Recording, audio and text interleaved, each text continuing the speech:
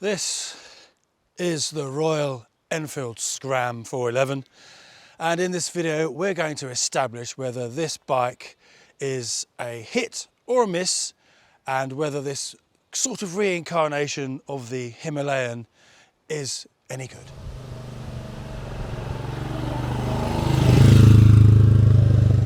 Now, you've probably seen other reviews talking about the bike, so I don't want to repeat what other people have said, but I will sort of keep it short and tell you the main differences. You can see on the front here, different clocks. I love the analog speedometer.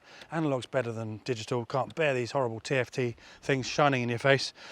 You've got a 19-inch front wheel instead of a 21, a little less suspension travel, a bit different at the rear end. It's a lot neater, more minimalistic. You've got a different seat.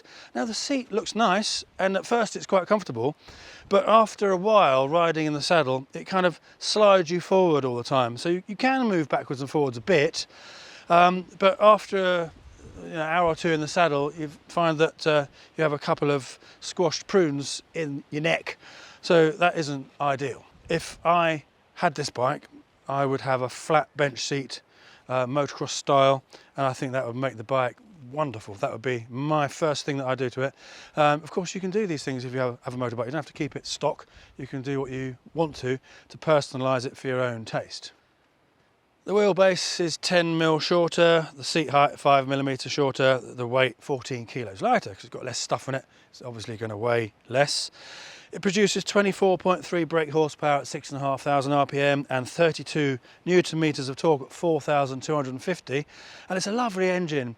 It's really great for just riding around in the city or in the countryside, and what makes this a really good city bike makes it a really good country lane bike as well, and it kind of ticks both boxes, and it's a very versatile motorcycle to have. And Royal Enfield seem to be making brilliant bikes all the time, and it's only £4,599 on the road in the UK. Check your country's website for the prices where you are, but I think that's really good value for money, and it is a jolly good looking bike. It's more minimalistic than the Himalayan, and I think the things it doesn't have makes it look nicer.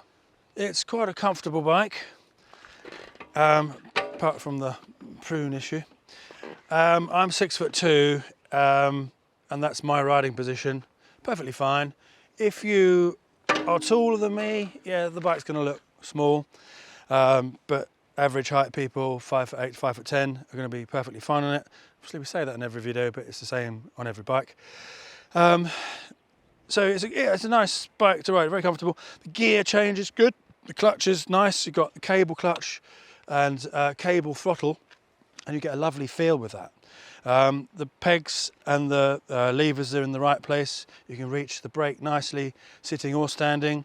Rear passenger pegs are handy, but they do get in the way a bit when you're pushing the bike around.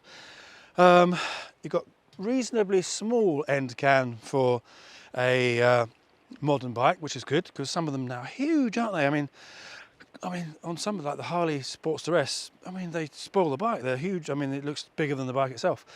So that's nice. So on the whole, everything's good. The handlebars, I think, are fairly narrow, but that helps you when you're in the city, lane splitting or filtering. The mirrors, I can see at best half of the road behind me, and if they were a bit further out, that would be much better. A lot of people complain about mirrors that stick out, but the whole point of having mirrors is to see behind, not to have something that looks pretty.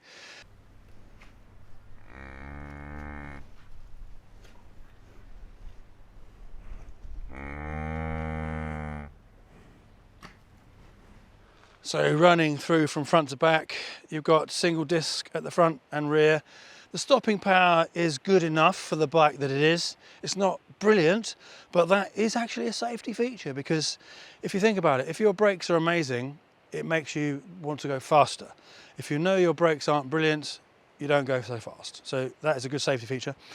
You've got these little yellow covers over there. That's just to cover up the bracket where the bars would go on the Himalayan. Rather than redesign the whole frame, they've just kept it as it is and just covered them up. It looks perfectly fine, not a problem, not heavy.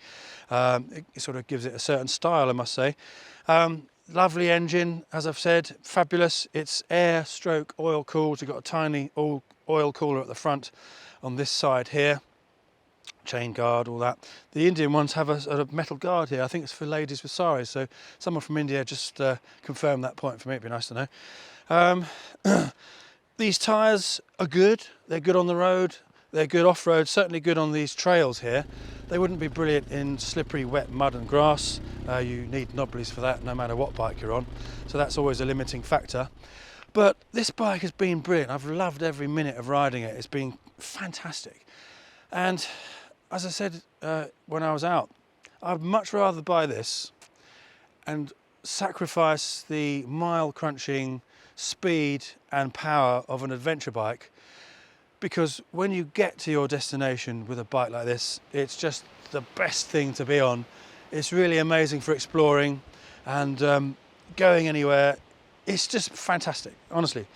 I'm not a big fan of adventure bikes, but I love trail bikes, especially the retro old ones. And talking about trail bikes, the Honda XR 650 is discontinued in this country. You can still get it in the USA and other places in the world. Brilliant trail bike, but it doesn't pass the emissions. This passes all the emissions tests. The suspension on this is harsher than it is on the Himalayan. So when you're pounding over some rough stuff, you do feel it a lot more. That's not an issue on the normal road surfaces at all. It is very manoeuvrable, I must say, as I said earlier, because of the new dimensions that this bike has. So it does make it more nimble, which is why it's aimed at being more of a city bike. I've seen some videos in India where they've taken it around a sort of light off-road track, done some little jumps on it, so you can do all that with this bike. That's great. I've been caning it up the byway here and it's been really good. I've ridden it on the motorway. As I say, it's 70 miles an hour is perfectly fine. It's not happy at that speed. It's not its best in that rev range. It does vibrate a little bit and it's not got so much left to give, but it's not about that with this bike. It's much better as a back road bike or a city bike. If this was your only motorcycle, it would be fabulous. It's A2 license compatible, so if you're in the UK or EU, you can ride it on an A2 license. If you're in the USA, you'll think, what the hell's that? And you'd be right to think that, because we're mental here. So it ticks all those boxes. It really is brilliant. I love the tank. You've got a nice little insert there. You can squeeze it with your knees, so when you are going for it, you can grip nicely. And it's nice to ride a slow bike fast, as opposed to a fast bike slowly. And you do feel that with this bike. It's great if you're caning it, but it's also great if you're just burbling along, enjoying the scenery. And I've seen some things today that I haven't seen before because I've been looking, and you know, it's all about that, isn't it? Having a motorcycle and being at one with the machine and exploring your surroundings is great. And this sort of bike wants to take you to those places. And you know, there aren't many bikes that I get on that I just enjoy so much. But I do when I get on a Royal Enfield, and I don't know why, but there's something about them. They have that back to basics feeling about them that you used to get with bikes in the 80s. More mechanical, less electronics, more character, more fun to ride, better to look at. They tick so many of those boxes. So Royal Enfield are getting it right, and with this bike they have got it right again. And if you're thinking about buying it, get it. Absolutely no question about it. If you're deciding between this and the Himalayan, if you need the extra luggage storage ability with the racks and the bits and pieces, and the perhaps better off-road ability with suspension and what have you, then go for that one. If that's not an issue and you just want to do mainly road work with light farm tracks like this, this is the one to go for. So you make that choice, but either choice is great.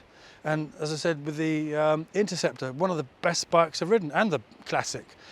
I mean, Royal Enfield are just blowing everything out of the park, in my opinion. They're brilliant bikes, and we need more of that. And so many bikes are designed on computers, they're ugly, and they've just got no soul, no character. And being on a motorcycle is all about the experience. And with the Royal Enfields, this Scram 411, you get all that.